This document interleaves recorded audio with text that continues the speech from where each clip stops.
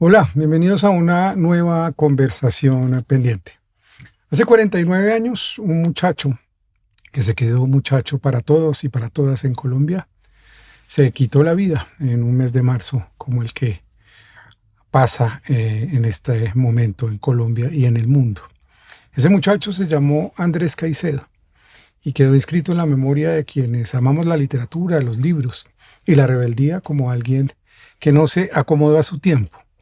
Desde hace muchos años he tenido una larga conversación con mi invitada de hoy, a quien le agradezco y le pido disculpas por presentar primero a su hermano que a ella, pero creo que su hermano y ella son una historia de vida que han conformado un diálogo entre un fantasma y una mujer trabajadora social, migrante en Estados Unidos, una poeta, una escritora, una defensora de la obra de ese muchacho llamado Andrés Caicedo. Gracias, Rosario Caicedo, por estar aquí en Conversaciones Pendientes. Gracias, Juan David, por invitarme. Verdaderamente es un honor.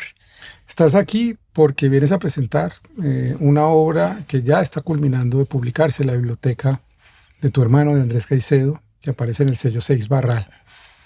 Y los libros que vienen a presentar son importantes por muchos asuntos hoy. Esos dos libros se llaman Ojo al cine y corresponden a lo que él escribió, pensó, devoró, porque era realmente un adicto al cine durante los cortos años que ejerció como crítico, espectador y escritor del cine. Esos libros son el testimonio de una vocación temprana, pero son el testimonio también de una generación que aprendió culturalmente a través del cine formas de la sensibilidad que hoy nos hacen mucha falta. ¿Por qué no hablamos y empezamos hablando de ese cine que ustedes conocieron, de ese cine que los formó, de ese cine que hoy parece sometido a la tiranía de las plataformas? Exactamente. Ya casi no existe la pantalla grande, desgraciadamente. En Estados Unidos menos, ¿no? En Estados Unidos hay unas pocas joyas, pero ya la gente no ve cine como uno está acostumbrado a ver cine, como todos, como nosotros, Andrés y yo de pequeños, empezamos a amar el cine. ¿Y por qué?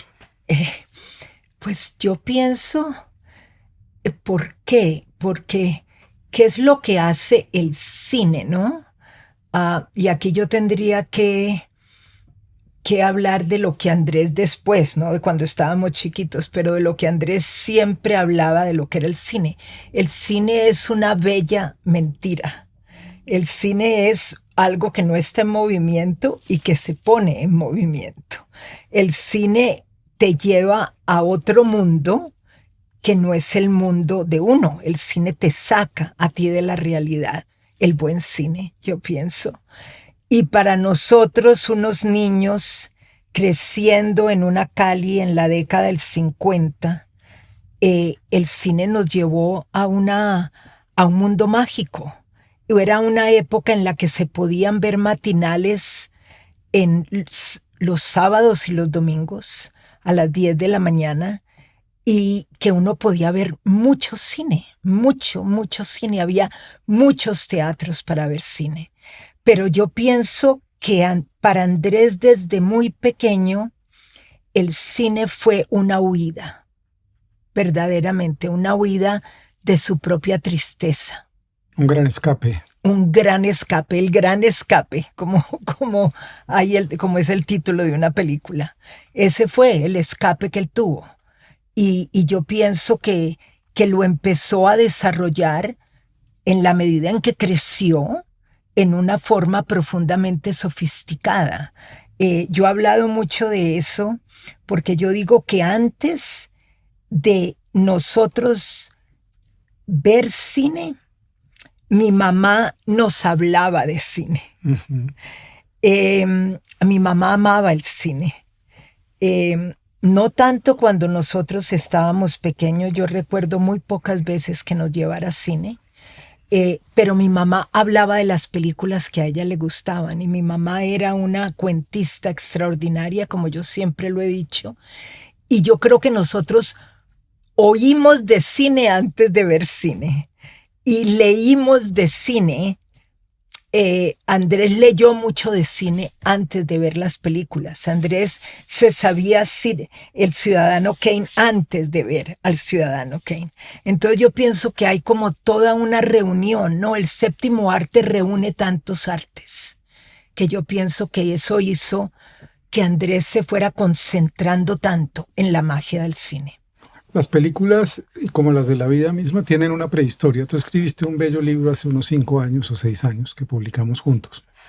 Y en ese libro revelas cómo fue esa infancia, cómo la fantasmagoría iba a acompañar toda tu vida. Tú tuviste un primer hermano, tienes 2 hermanas mayores, una de ellas falleció, Pilar, la otra sigue con vida, María Victoria sigue con vida. Y antes de Andrés llegó un niño a tu casa, o después de Andrés. Hubo 2 niños que llegaron. Esa es una historia muy cinematográfica que casi nadie conoce, pero que yo creo que atormentó la infancia de ustedes de una manera definitiva. Profundamente. Casi como una película de David Lynch. Yo pienso que verdaderamente esos 2 niños muertos, hubo uno que nació antes de que yo naciera. Tú eres 1 año mayor que Andrés. Yo soy 1 año mayor que Andrés. En mi casa había una hermana mayor, María Victoria, después venía Pilar, después nació el primer hombre, que se llamó Juan Carlos, que vivió hasta los casi 3 meses. El hombre que la familia quería verdaderamente. Y murió de un problema, tal vez tuvo un problema. Nunca he sabido exactamente. Respiratorio que no se pudo descubrir a tiempo y murió muy bebecito. Mi mamá siempre decía que no lo alcanzaron a bautizar en la iglesia porque le querían hacer un bautizo impresionante, pues era el pequeño príncipe. Y Juan Carlos murió y mi mamá quedó inmediatamente embarazada y quien vino a reemplazar a ese niño muerto fui yo. Él se murió en el 48, yo nací en 1950. Y yo pienso que la vida mía en sí tuvo mucho que ver con la muerte de ese niño. En primer lugar, pues yo fui el reemplazo, ¿no es cierto? Pero evidentemente ellos querían un niño. Eso no era absolutamente nada inusual para esa época. Aún ahora, la gran mayoría de las parejas quieren un niño hombre de primera entrada. Pero mi mamá lo expresó muy claramente, ella me lo contó a mí, que cuando yo nací ella dijo otra mujer y que nunca se pudo perdonar eso. Y después nace Andrés, el otro hijo hombre. 1 añito después. 1 año después. Y evidentemente fuimos muy juntos porque nos llevamos 14 meses. Y después cuando yo tengo 7 años, nace otro niño que se llamó Francisco José, y ese niño nace con una deformidad muy seria que se llama espina bífida, con la cabeza muy grande, y muere a los 2 años y medio. O sea que en nuestra familia ha existido esa parte muy gótica, ¿no? De la muerte, Hay un paréntesis entre ustedes dos de 2 muertes, de 2 niños muertos. Exactamente. Es como que los 2 tengamos el paréntesis de los 2 muertos, ¿no? Y eso yo pienso que lo marcó mucho Andrés. Evidentemente me marcó mucho a mí, pero cada persona es distinta, ¿no es cierto? Andrés fue el muchachito con una hipersensibilidad impresionante, pero para él esos niños de los que él nunca habló están en toda la obra de él. Había un interés por la infancia, por la juventud. Por la infancia, por la juventud, por los muertos, por la novela que él estaba escribiendo, Balada para niños muertos, que después Jorge Navas en el documental que hace sobre el amor del cine de Andrés le pone Balada para niños muertos. Y ahí tú ves a Pachito, como llamamos nosotros a Francisco José, y ves al Juan Carlos por todas partes en la obra de Andrés. Crecen en una ciudad que es una en los años 50 y va a empezar a ser otra en los 60. Y también es una ciudad que tiene muchos espectros, que tiene muchos fantasmas, que tiene fantasmas coloniales muy profundos, que tiene una ciudad dividida racialmente de una manera muy brutal, que tiene todavía la sombra de la esclavización brutal que se hicieron en los ingenios y una clase oligárquica con unos valores y con una moral quizás bastante conservadora, al lado de todo ese otro mundo que era un mundo por allá desconocido, por allá por lo menos medio guardado, que todavía tenía los ecos de esas haciendas. ¿Cómo ves tú esa Cali que de pronto se va a empezar a convertir en una ciudad en donde empiezan a aparecer expresiones contraculturales, estudiantes, el TEC, empieza a haber una suerte de explosión cultural contra esas formas tan coloniales que se habían impuesto hasta entonces? Bueno, yo pienso que aún ahora, ¿no? En el 2026, esas formas coloniales están todavía tratando de no desaparecer. Esos espectros. Esos espectros allí están, ¿no? Esa oligarquía, esa pequeña burguesía a la que nosotros pertenecimos, porque nosotros nunca fuimos la alta burguesía en ningún momento, la familia nuestra, pero con ese deseo de poder ser una pequeña burguesía, ¿no? A pesar de no tener los medios económicos para poderlo ser. Y yo pienso que eso afectó muchísimo a Andrés también. Es decir, el crecer en una ciudad tan dividida económicamente, racialmente, socialmente, a nivel de las mores de la clase social, afectan profundamente a una persona sensible y a una persona que va a ser un escritor. Y lo que Andrés hizo fue observar todo lo que estaba pasando alrededor de él. Pero también padecer mucha violencia. Pero padecer... en el sentido de esas formas tan... Padecer la tiranía de una serie de costumbres con las cuales él nunca pudo estar de acuerdo desde muy, muy pequeño. Y Cali era una ciudad, me refiero a ese pequeño círculo burgués que castigaba muchísimo a quien no se pusiera, a quien no llevara esas reglas pequeño burguesas. Y también una cultura con una conexión especial en su sentido conservador con Estados Unidos. Claro. ¿Por qué? Porque había esa conexión, toda esa gente viajaba, ¿qué era lo que pasaba en Cali o era por la cercanía a Buenaventura? Esa burguesía empezó a ser un poco una burguesía, bueno, también había industria, ¿no? Claro. La gran industria nacional y después internacional, allá se hicieron las primeras embotelladoras, las gaseosas. Claro. Y la alta burguesía y las clases sociales tenían una relación muy cercana con la cultura norteamericana de Miami, ¿no? Es decir, que si a Miami se la llama cultura norteamericana, Miami en sí es como una pequeña subcultura de la cultura norteamericana.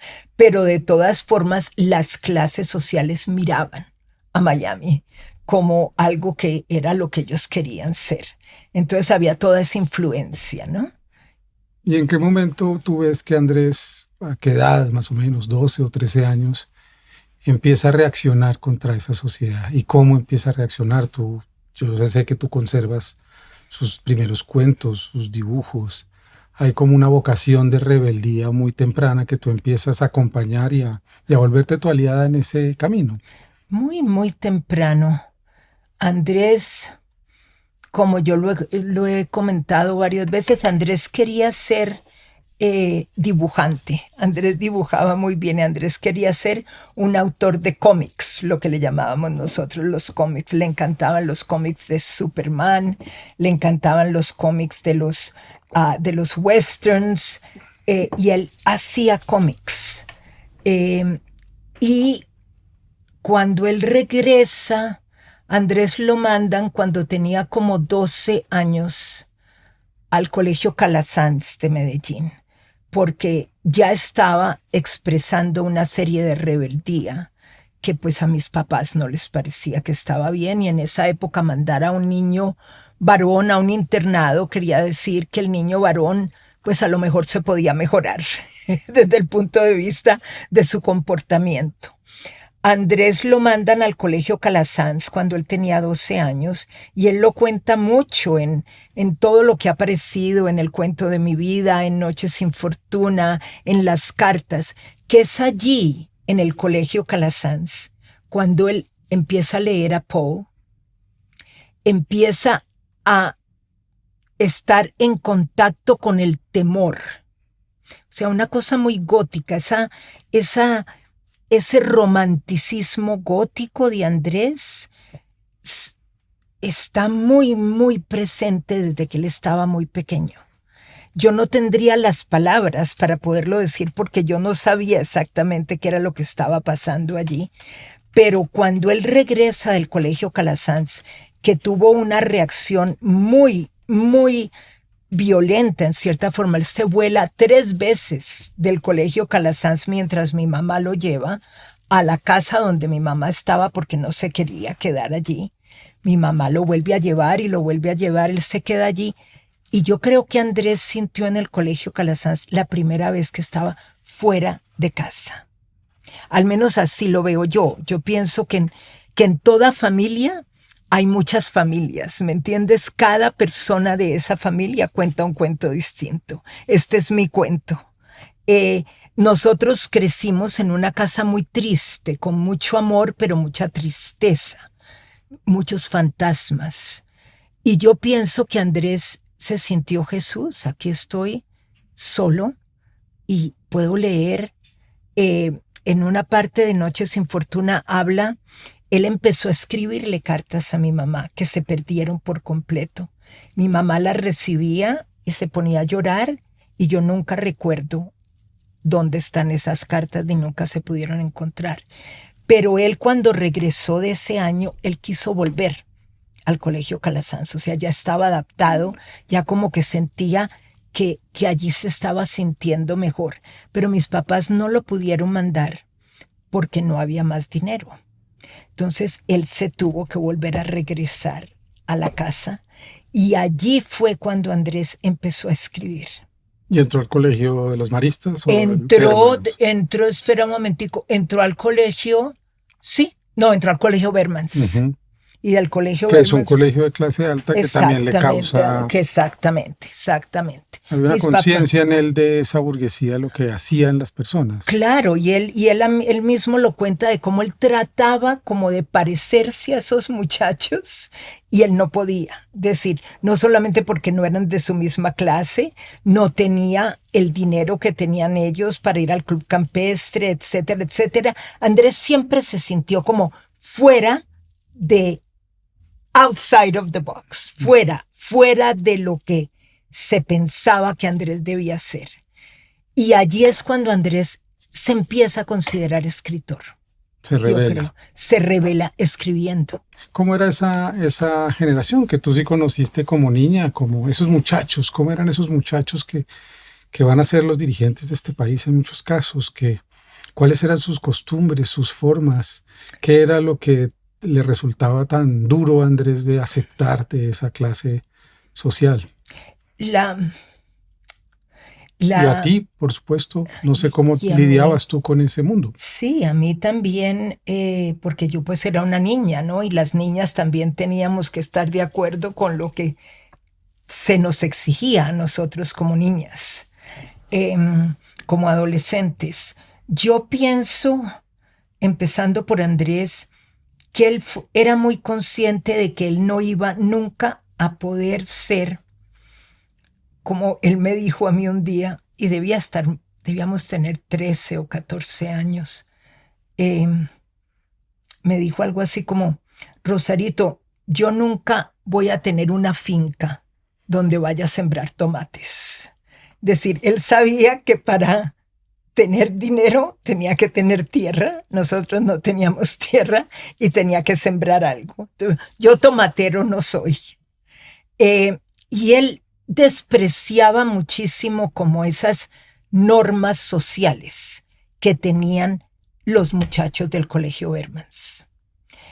Él empezó a llevar amigos a la casa cuando fue al San Luis, cuando conoció a Ramiro Arbeláez, cuando conoció a Jaime Acosta, cuando empezó a escribir sus obras de teatro. Esa era una clase más parecida a la suya. O tal, más parecida, no era esta alta clase social.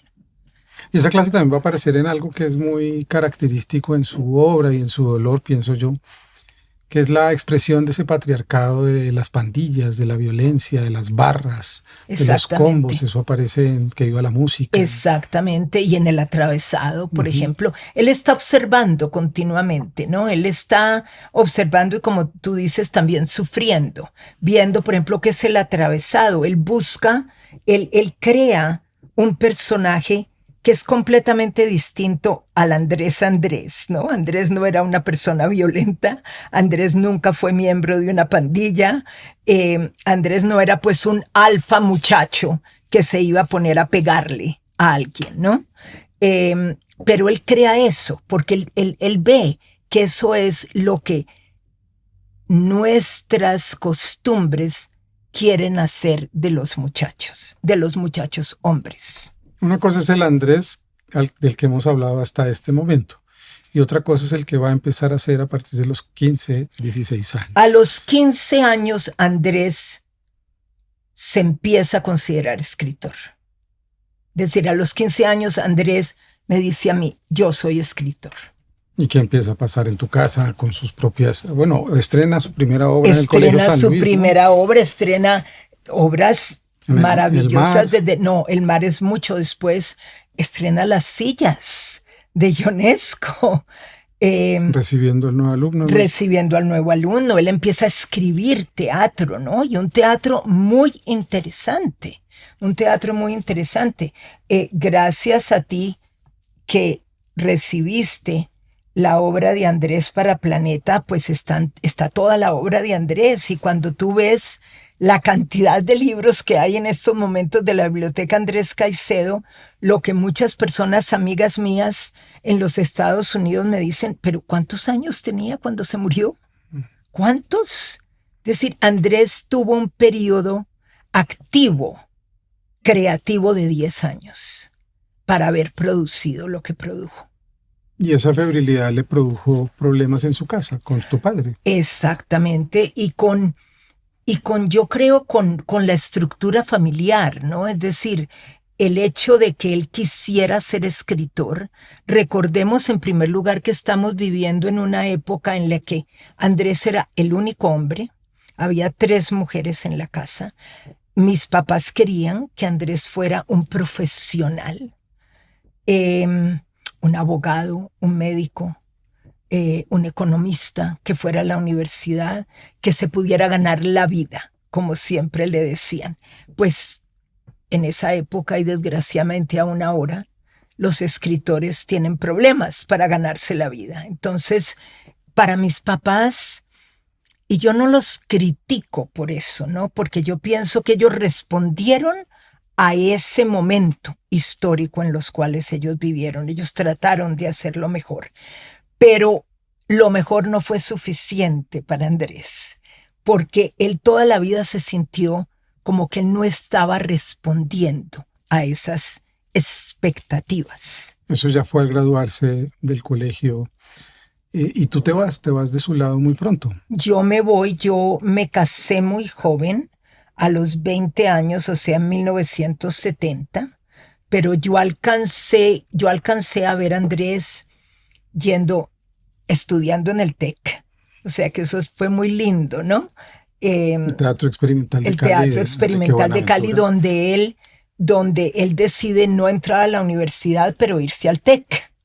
En las cartas de correspondencia, que gracias a Dios se pudieron publicar, Andrés le escribe una carta al padre, una carta a mi papá, en que le explica perfectamente por qué él no piensa entrar a la universidad, por qué él no quiere seguir la huella o el camino burgués que se espera que él lleve. Y le dice todo eso y me voy al TEC, y en ese momento estaba estudiando marxismo, etcétera. Pero fue muy lindo para mí como hermana, y una hermana muy cercana, ver el gran optimismo que tenía Andrés a finales de esa década del 60. Porque evidentemente su teatro había sido exitoso. Y él se empezó a sentir como, esto yo lo puedo hacer. Yo puedo a lo mejor ser escritor y me puedo ganar la vida como director de teatro, como escritor de teatro. Todavía no estaba, como él siempre dijo, yo le jugué mal, o como fue que dijo, yo le fui infiel al teatro con el cine. El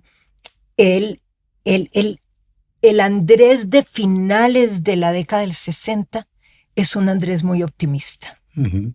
Con muchas ganas. Con muchas ganas. Y es el final de esa década, no sé si es el año 70, que va a coincidir entonces con la creación del Cineclub de Cali. Sí, ya para el 71, Andrés, en abril del 71, Andrés funda el Cineclub de Cali. Ya había empezado a escribir críticas de cine.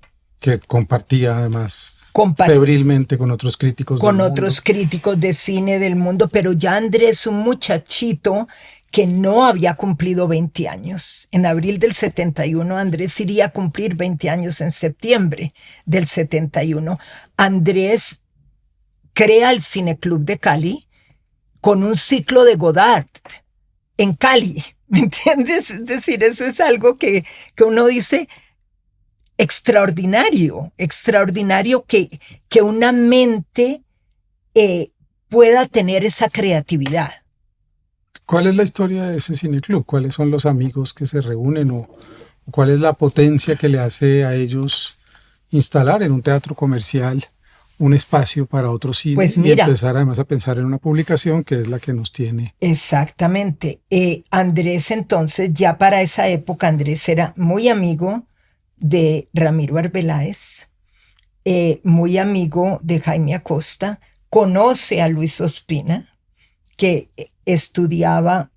venía de estudiar cine en la Universidad de California en Berkeley. Entonces todos esos muchachos se reúnen, lo tengo que yo decir, alrededor de Andrés para fundar ese cineclub. Pero ¿quién es el centro de ese cineclub? Es Andrés. ¿A quién se le ocurre? Andrés.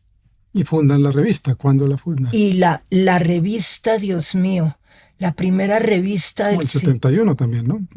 Yo creo que es un poco después, Juan David, pero allí sí me corchaste. Pero alcanzan a producir 5 revistas, 5 números que son hermosísimos, hermosísimos. Y los artículos de cine de Andrés son no solamente un amor por el cine, sino de un amor por la literatura. Es decir, es como estar leyendo un cuento.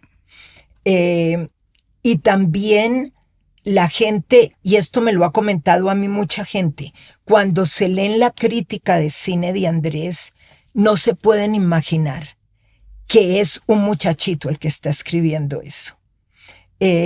Miguel Marías, el famoso crítico del cine español, a quien él nunca conoció. Se escribió mucho con él. Se escribió, pues era la época de los amigos epistolares. Él dice que cuando él se dio cuenta que Andrés era tan joven, él no se podía imaginar algo así. Y eso me lo han dicho a mí muchísima gente a través de los años. Tu hermano escribió eso a los 18 años, a los 19 años, a los 20 años.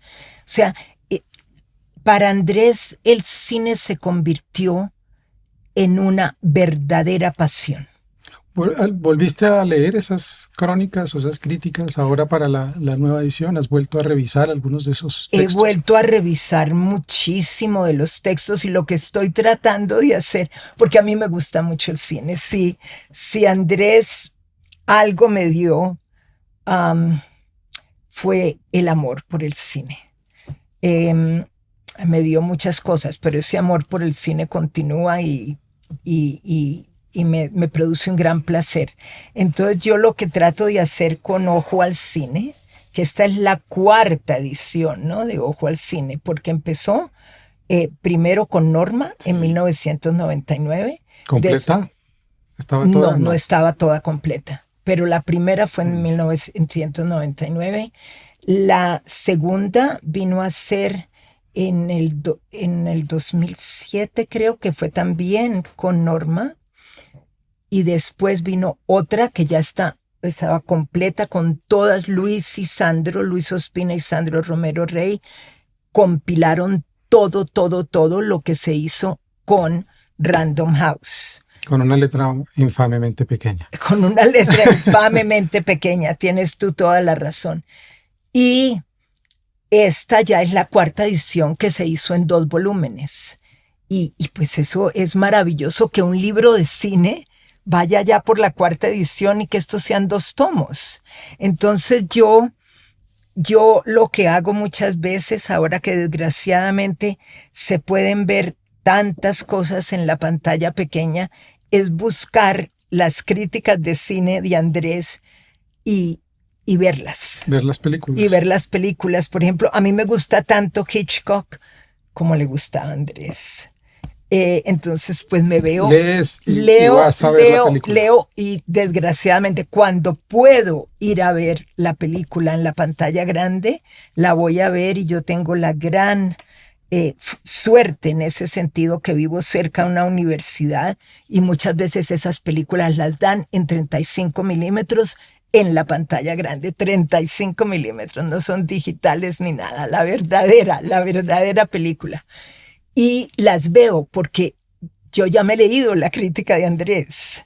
Entonces, y nunca me canso de leerlas, porque es como leer un cuento. Esa es la hermosura de la crítica de Andrés, que Andrés coge la literatura que amaba y la pone entre una crítica de cine.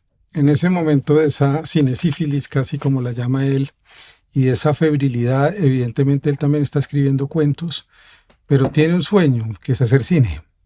Es decir, así como hizo teatro, ya escribía literatura, ya escribía crítica de cine, su sueño era hacer cine. Y en eso se encuentra con Luis Ospina. Y en eso tiene una experiencia contigo que me gustaría que la contaras con todo el tiempo que te quieras tomar.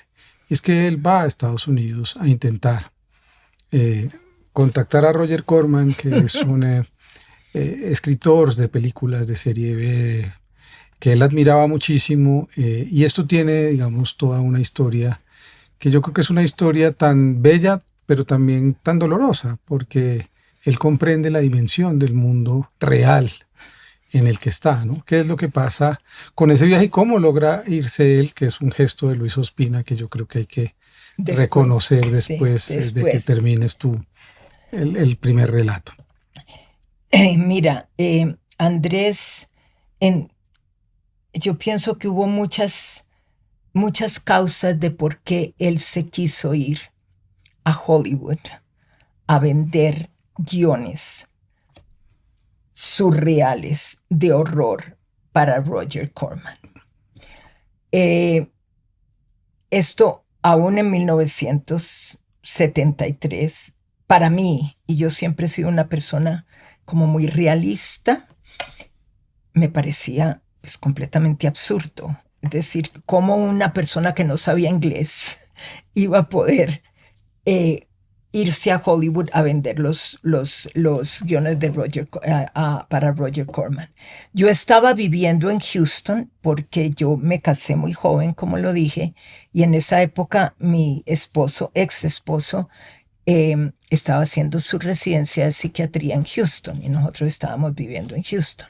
Entonces a Andrés se le ocurre que él se puede venir a quedarse con nosotros en Houston, que yo, Rosario Caicedo, que no llevaba ni un año en Houston. Tenías 23 años.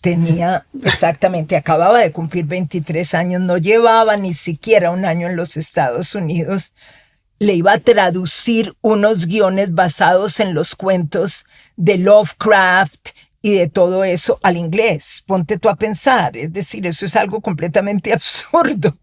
Yo le dije, Andrés, yo yo no voy a poder hacer eso. No te preocupes que yo me hago al lado tuyo, yo manejo la máquina impresionantemente, tú la vas escribiendo, tú la vas traduciendo y allí. Y eso hice yo, sabiendo que no iba a estar muy bien, pero yo me di cuenta de lo necesario que era para Andrés ese viaje. Es decir, yo me di cuenta de la desesperación de Andrés de salir de Cali, su Cali calabozo. Y él tenía el sueño de que él se iba a poder quedar en los Estados Unidos por un tiempo. Y entonces le traduje los guiones. Y esto.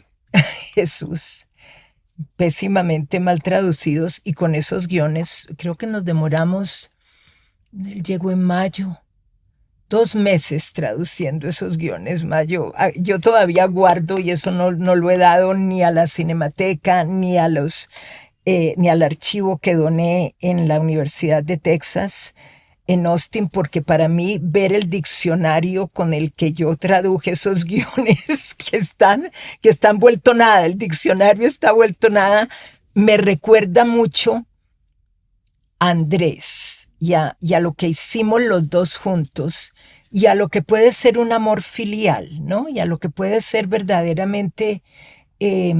yo constantemente le decía a Andrés, yo no creo que tú vayas a poder vender estos guiones, yo no le iba a mentir, pero él continuaba con esa esperanza. Yo lo que sabía era que él necesitaba esa esperanza.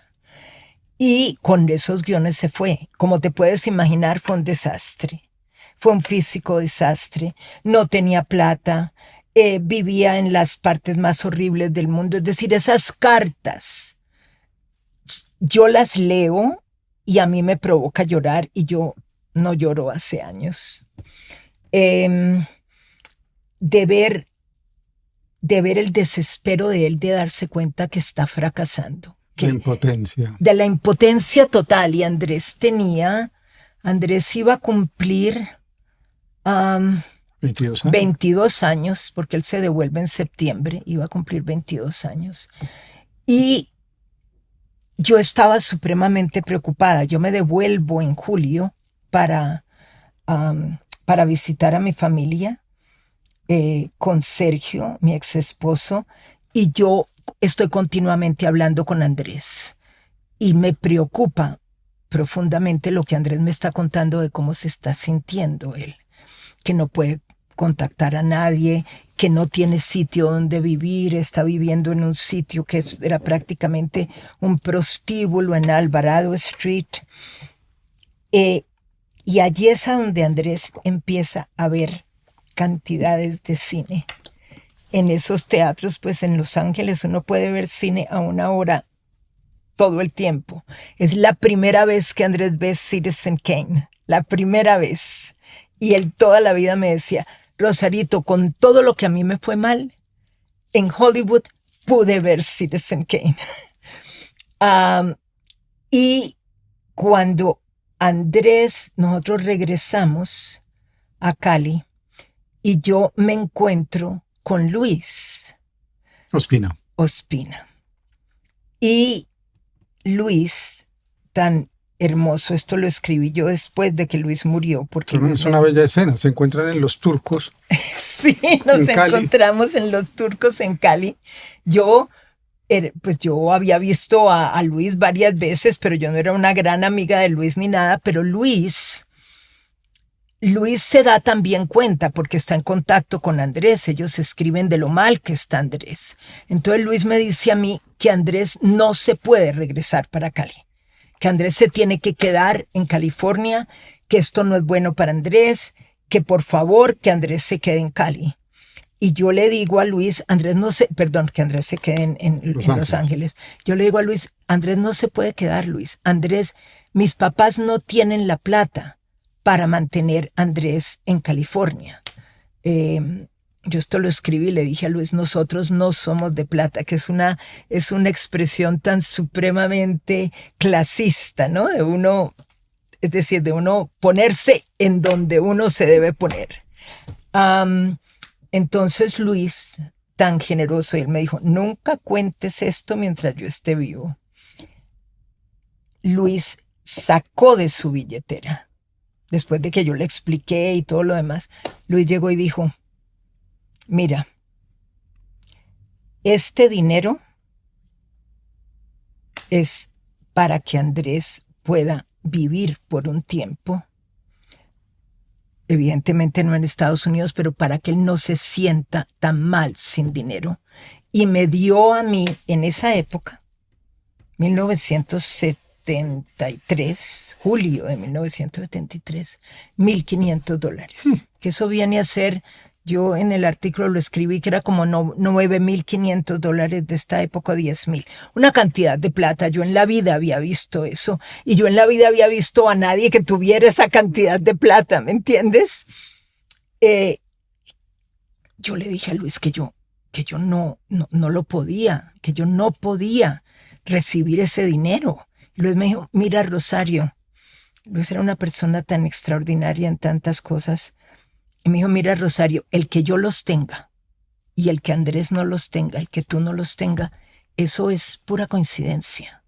Yo se los quiero dar a Andrés, pero no para que tú se los des, me dijo, porque se va a ir entonces a todos los conciertos de los Rolling Stones y no va a quedar un peso. Tú se los suministras. Y no le dices a Andrés que yo se los di. Y eso fue lo que yo hice. Empezaste a enviar a... Empecé a decir parte de todos los libros que Andrés se trajo de California, yo los pagué para llevarlos a Colombia de nuevo.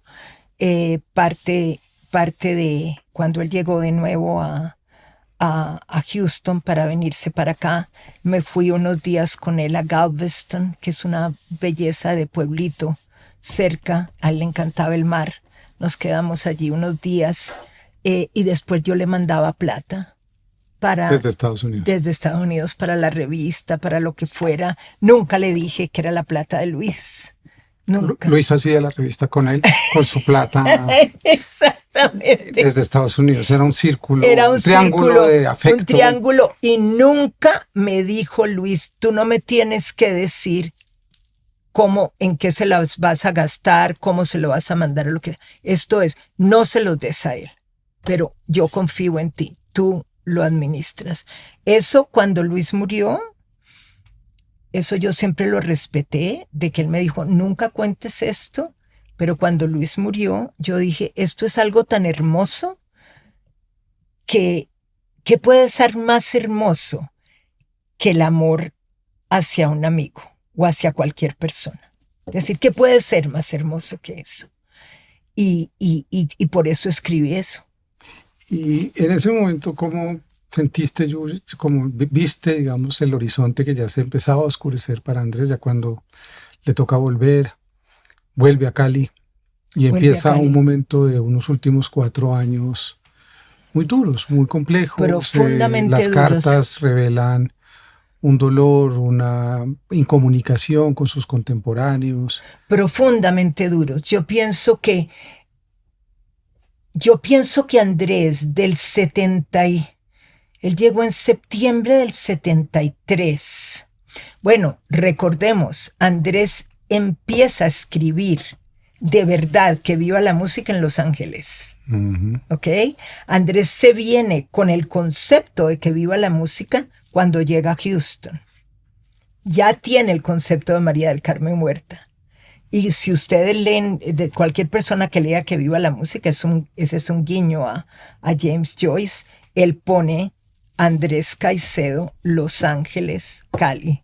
Porque él empezó a concebir el maravilloso personaje de María del Carmen en Los Ángeles. Entonces Andrés hace eso. Andrés hace cantidades de cosas en Los Ángeles.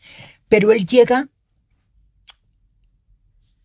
Juan David, te digo sinceramente, uno tal vez con la edad que yo tengo 75 años, y yo pienso que en la medida en que uno envejece, algo hermoso que le da a uno la vejez es que uno vive esos momentos de juventud de nuevo cuando los recuerda, ¿me entiendes? Hay cosas que uno las recuerda como si fueran cine, de verdad.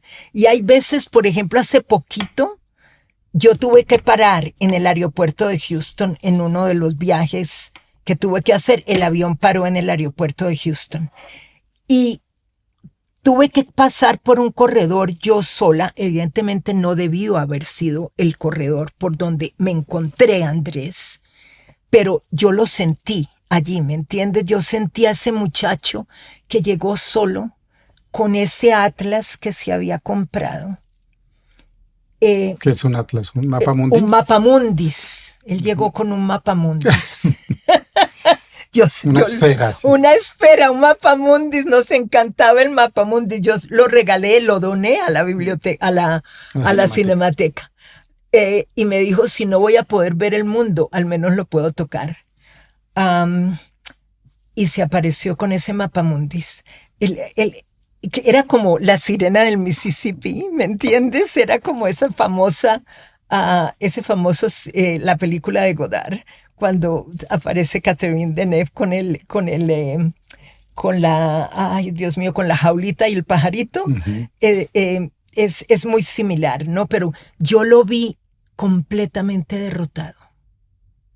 Completamente derrotado. Yo me acuerdo cuando estuve en Houston, estaba sola y escribí inmediatamente un poema porque como que se me vino todo eso, se me vinieron todos esos recuerdos que a uno con la vejez le salen de nuevo. Y Andrés nunca, ese optimismo, nunca lo volvió a tener. Fue una lucha hacer esa novela. Fue una lucha hacer esa novela, fue una lucha continuar con el cineclub y fue una lucha con el vivir. Uh-huh. Y esas tres, el vivir, ya vamos a hablar de la novela, ya hablamos del cineclub, el vivir. ¿Qué fue lo duro? Eso está en sus cartas. ¿Qué fue lo que tú sientes que ya se volvió insoportable en esa ciudad, en ese sistema de relaciones, en esos amores que no funcionaban, en esos celos que también empezó a sentir por algunos de sus amigos, en sentir que la condición humana no soportaba esa suerte de sensibilidad o de... Él se empezó a sentir, llegó un momento en que Andrés empezó a sentirse que todos sus esfuerzos no estaban produciendo lo que él quería. Lo único que él quería era que la gente lo leyera, porque él sabía que él era buen escritor. Yo te he dicho mucho a ti, él nunca se sintió una persona brillantísima, nunca se sintió, como se le dice ahora, un genio. Él me decía a mí, yo lo único que sé hacer es escribir. Y en el 74 él terminó Que viva la música, 74. ¿La leíste ahí mismo? ¿Te la mandó? No, yo estaba aquí, en Cali. Andrés la terminó en Silvia y me la dio. O sea, yo leí el borrador, yo leí lo que tiene ahora la Biblioteca Luis Ángel Arango, escrita a mano. Uh-huh. Me pareció extraordinaria, me pareció maravillosa. Como me parecían a mí todos los cuentos de Andrés, como a mí me gusta mucho la literatura. Ya había autoeditado sus cuentos, ¿no? Sí, evidentemente, es que Andrés escribía... Y había tenido una derrota muy grande porque le iban a publicar un libro y al final no apareció ese libro en Uruguay, ¿no? Pues mira, era una derrota Eduardo Galeano le iba a publicar El atravesado que viva la música. No, El atravesado. El atravesado. Y no se logró porque él se tuvo que ir de Argentina. Es decir, era una derrota tras otra. Y recordemos que el publicar un libro en esa época no era como publicarlo ahora, era escribir y contactar y todo. Y Andrés sentía como que todas las puertas se le estuvieran cerrando.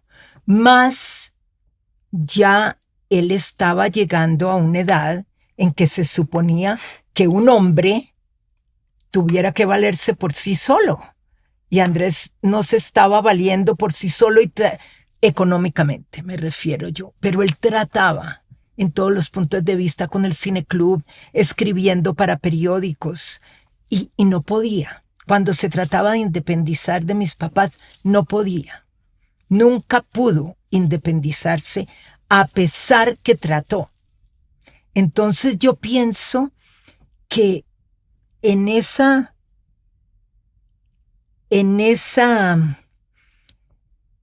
mente tan brillante pero tan hipersensible de Andrés, él se dio cuenta que él no iba a tener mucho tiempo.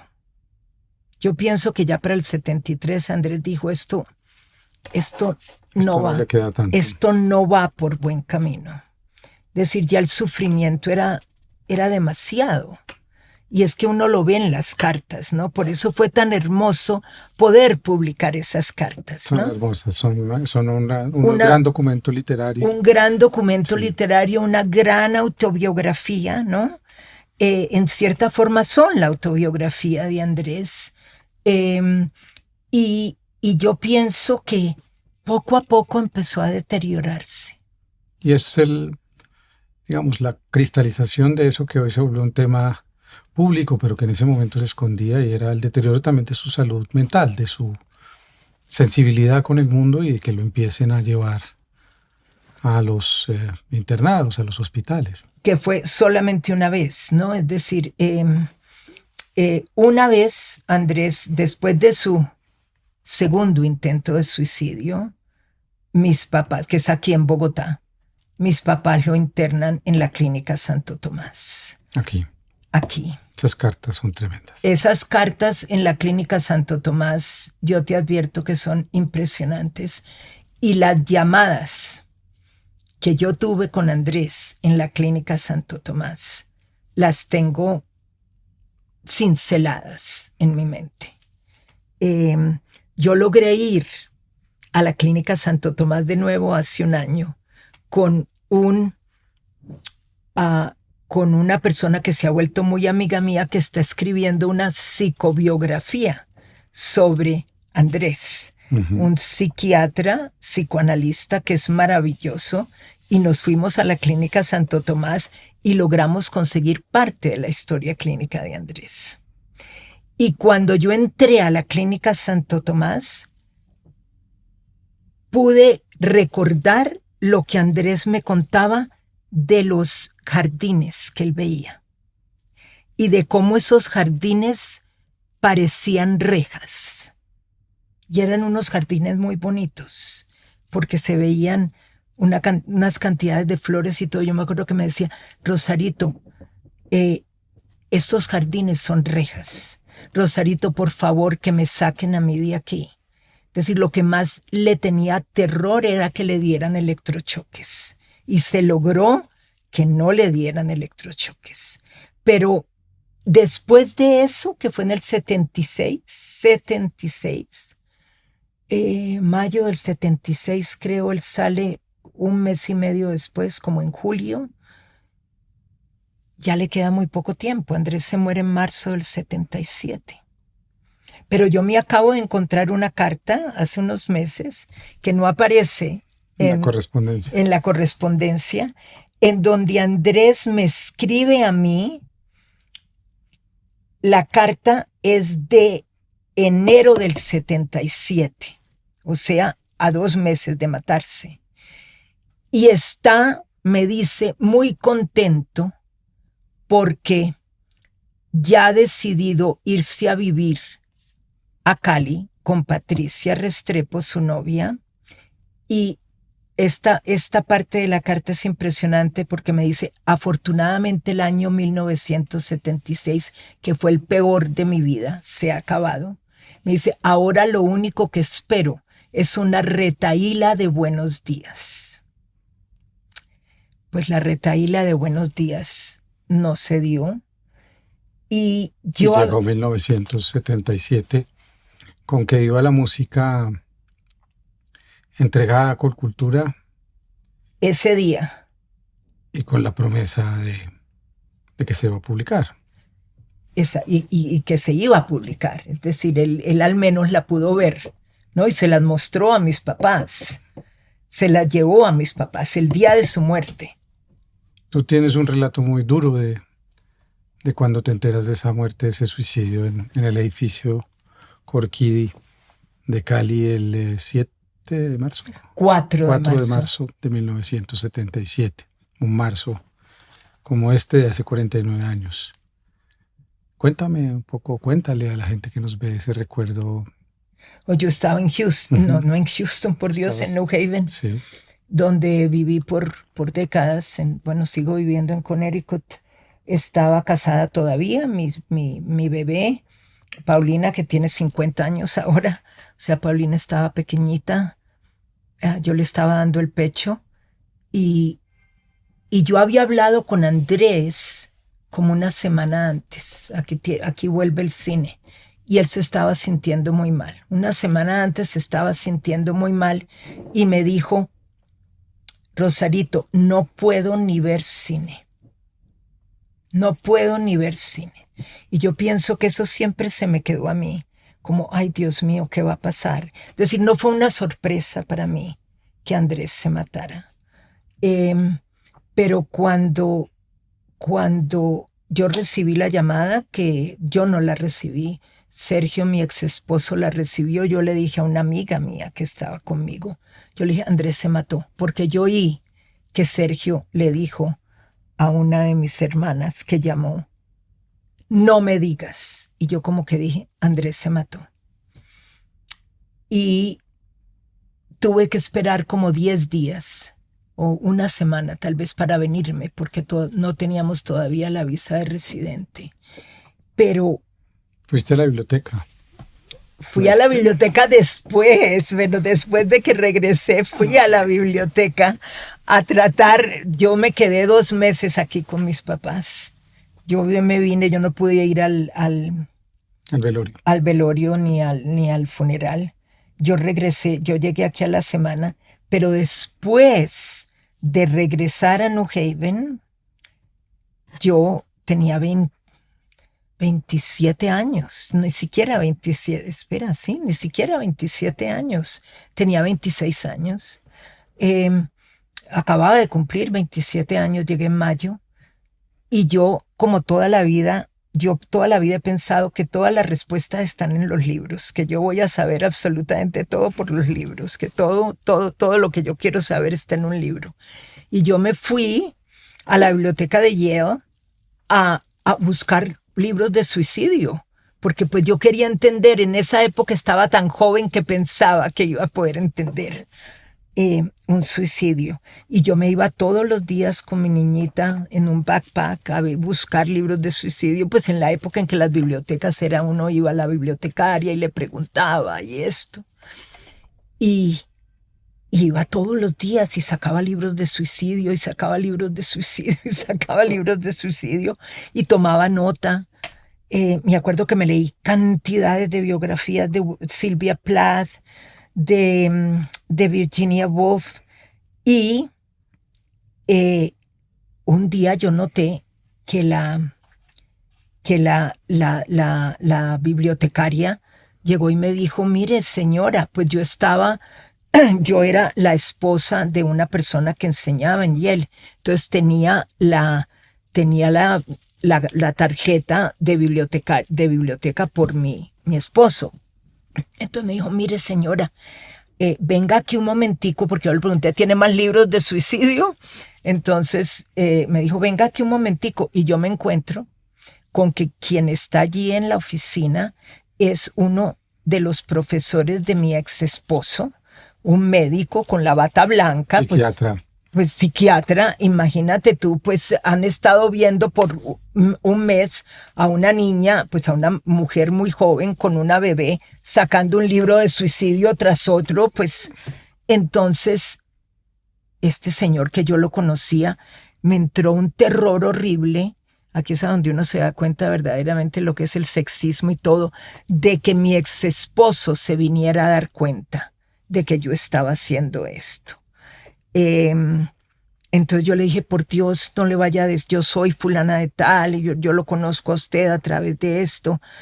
Y el señor pues me entrevistó, se dio cuenta que yo no estaba suicida, le conté de mi hermano, y entonces me dijo, mire señora, yo llevo años estudiando la mente humana, y escribió la famosa nota de Camus sobre el suicidio y me la dio. Me dijo, esto es como básicamente, pues estoy parafraseando lo que dijo Camus, algo así como lo que nunca nadie va a poder entender o la pregunta más importante que tiene. Y yo mantuve esa notica siempre, pero me sirvió mucho, me sirvió mucho, me sirvió mucho ese, yo digo que yo tengo un PhD en suicidio sin que nadie me lo haya dado, pero yo quise entender algo que todavía no entiendo. Hemos dedicado esta hora a hablar sobre Andrés Caicedo porque eso te trajo a Colombia. Eso no quiere decir, por supuesto, que tu vida de ahí en adelante y de ahí hacia atrás no haya tenido miles de historias que seguramente vamos a recuperar en una segunda conversación. Pero yo quiero terminar esta conversación 49 años después de que ese psiquiatra te entregara esa notita. Tuvieron que pasar cientos y miles de cosas para que la lucha de algunos buenos amigos, como él los llamó, y de una bella hermana pudieran decir hoy que estamos a puertas de concluir la publicación de la obra completa de Andrés Caicedo, que serán creo que 10 o 12 tomos, ya no recuerdo cómo los dividieron, porque yo me fui en la mitad o un poco más adelante de la mitad. ¿Qué sientes de que ese niño, joven, fantasma que te dejó allá en 1977 te haya acompañado toda la vida y te haya acompañado con sus palabras y haya sido también una de las grandes fuerzas de tu vida para emanciparte, para hacer un montón de cosas que después harías? Yo me siento muy feliz de todo lo que Andrés me ha dado. Yo no me lo imagino, y siempre lo he dicho, no me lo imagino de más allá de los 25 años. Pero fue tanto lo que me dio en esos 25 años que bueno, como se diría en inglés, it's enough. Es suficiente. Es mucho más que suficiente. Hace poco me leí, no es que vaya a comparar en ningún momento Andrés Caicedo con Van Gogh, el pintor, pero me leí una hermosa biografía de la cuñada de Van Gogh, de la esposa de Theo, el hermano de Van Gogh, que fue básicamente la persona que promovió la obra de Van Gogh. Van Gogh se murió en 1890, Theo se murió en 1891. Van Gogh había vendido un cuadro en su vida, pero a ella le quedaron absolutamente todos los cuadros y le quedaron las cartas de Van Gogh a Theo y de Theo a Van Gogh. Esta mujer, que no tenía un peso porque pues estaban viviendo, eran artistas del arte, amaba no solamente a Theo, sino a Van Gogh, a su hermano, como ella siempre lo llamó. Y ella se encargó de sacar a Van Gogh de la oscuridad. Y ella fue la que promovió la publicación de las cartas de Van Gogh a Theo y de Theo a Van Gogh. Y cuando yo leí eso, yo siempre me había sabido la historia. Quien me regaló ese libro fue mi esposa Ruth, porque a Ruth le ha tocado vivir en carne propia lo que ha sido la lucha que yo he llevado para que las cartas de Andrés salgan, y tú fuiste testigo de eso. Y yo pienso, tú me dices qué compañía ha sido Andrés para mí. Ha sido un maravilloso fantasma. Ha sido una persona que me ha guiado muchísimo a mí. Y yo pienso que donde esté su energía, es maravilloso que Andrés sea leído por tanta gente en tantas partes del mundo, Juan David. Yo te digo que yo no tengo un día en que a través de estas redes sociales no me escriba alguien en que me diga, Andrés Caicedo hizo esto, ¿dónde puedo conseguir esta cosa? ¿Dónde hago lo de más allá? ¿Le agradezco mucho o no le agradezco mucho? Porque también he tenido pues correos bastante aburridores, pero esa energía está allí. Y yo pienso que eso era lo que él quería. Como él decía, que me lean los jóvenes en el recreo. Y no solamente son los jóvenes los que lo leen. Son Andrés Caicedo, la literatura de Andrés es para adultos también. Es para todos. Para todos. Rosario, gracias por estar aquí en Conversaciones Pendientes. Mil y mil gracias, Juan David. Y a ustedes, gracias. Recuerden que las palabras nos acompañan toda la vida y que angelitos empantanados como Andrés Caicedo permanecen en nuestras mentes, en nuestras conversaciones, en nuestras discusiones, y gracias a ellos podemos tener aún la vida que no conocimos muchos, que pasó antes de que nosotros estuviéramos aquí. Lean Andrés Caicedo, vayan a buscar sus libros de crítica de cine y todos los demás que se han publicado en la colección de Seix Barral. Que viva la música y que viva Andrés Caicedo. Nos vemos en la próxima Conversación Pendiente.